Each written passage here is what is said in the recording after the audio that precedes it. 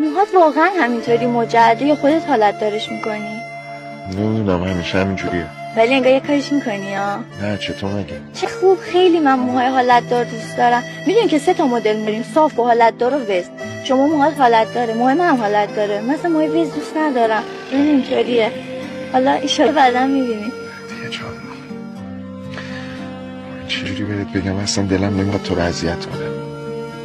میفهمی ازدواج ما سوریه، متوجه هستی؟ آره میفهمم. میترسی که عاشقت بشم. من درس نمیشم. جز اگرم بشم که نمیشم، انقدر سختی تو زندگیم کشیدم که اینم روش، ولی نمیشم. خیالت راحت. ولی من یه اعتقادی دارم، اینکه دوست داشتن کم به وجود میاد و ما که از آینده خبر نداریم، نمیدونیم قراره چه اتفاقی بیفته. نه الان فقط برای تو باید مهم این باشه که از دست اون خواستگار لعنتی نجات بدم. آره که بیفتن دست تو. که دقیقه بیا جلو. چرا؟ بیا نترس. حیف که نامحرمی. چطور؟ بگم گفتم که چک بزنی تو گوشم ببینم خوابم یا بیدارم. چک نمیخواد که بیداری. برو. ببین نکنه فردا یا من منتظرم.